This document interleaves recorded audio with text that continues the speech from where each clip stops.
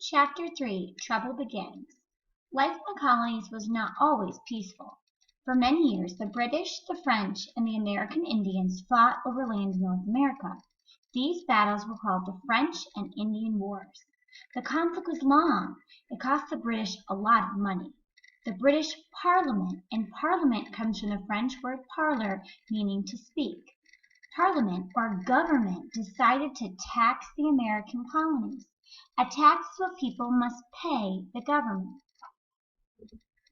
And there's a picture of Parliament on the top of page 38, and it gives you an image of what it would look like. In England, you can see that people are surrounded in sort of a U shape around the sides. The colonists had no say or no representation in Parliament. They could not vote on these new taxes. They thought this was unfair. They complained about taxation without representation. The Stamp Act. In 1765, Britain ordered the colonies to pay a new tax. Everyone had to buy a tax stamp to put on their important papers. Newspapers had to be printed on special stamped paper that cost extra money. There was even a tax on playing cards. Many of the colonists were outraged. Throughout the colonies, men formed. And before I go to the next page, these were some of the stamps required in the Stamp Act. You can see 1 penny sheet, you can see a shilling and a halfpenny, you see a pence, but these are the different stamps associated with the Stamp Act. Groups called the Sons of Liberty. These groups met in secret and they vowed to fight the Stamp Act. On the day the tax took effect, shops were closed. Church bells rang. In Portsmouth, New Hampshire, a coffin with the word Liberty on it was carried through the streets. The colonists even protested with teapots. No Stamp Act. Some colonists refused to pay the tax or buy stamps. They ran tax collectors out of town. Stamp Act riots broke out in the big cities. In Boston, men burned the Stamp Act office. The British decided to end the Stamp Act, but many colonists were still angry. Some began calling themselves patriots. Patriots are people who love their country enough to fight for it. Other colonists remained loyal to Britain. They called themselves loyalists. The Boston Massacre. The British sent an extra 4,000 troops into Boston. The colonists in Boston did not want the soldiers in their city. In 1770, a mob gathered around a British soldier standing guard in front of the customs house.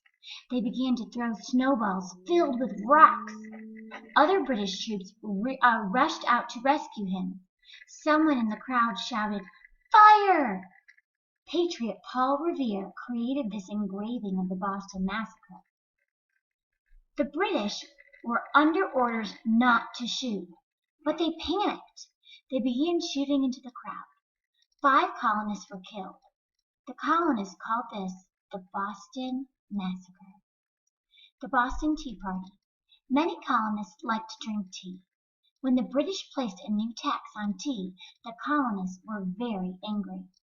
In November 1773, 3 British ships sailed into the Boston harbor. They were loaded with tea. On December 16th, a large crowd gathered in Old South Church in Boston. They met to protest the tax. When it was dark, some of the men painted their faces like Mohawk Indians. They didn't want anyone to know who they were. The men headed down the harbor. Quickly, they slipped into rowboats and rowed up to the ships. Then they leapt aboard and dumped tons of tea into the harbor. The British were furious with them. King George III ordered Boston Harbor closed. He put tighter controls over the colonists. In June 1774, more British troops were sent to Boston. Liberty trees and boycotts. Other colonies heard about what happened in Boston. They sent food and money to help. They boycotted British goods. The colonists also flew liberty flags from trees. They called them liberty trees. When they did, colonists put up liberty poles instead. Loyalists still wanted to live peacefully in Britain, but some patriots wanted to free themselves of British rule forever.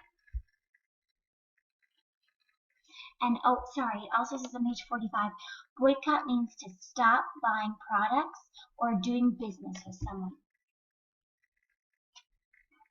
You've got mail. There were no telephones, TVs, or radios in the colonies. It could take months to get mail. Newspapers by 1775, there were about 100 in the colonies. Some came out weekly, while others were printed every day. Many towns had a town crier. He walked through the streets ringing a bell, and he called out the time as well in the news of the day. Letters.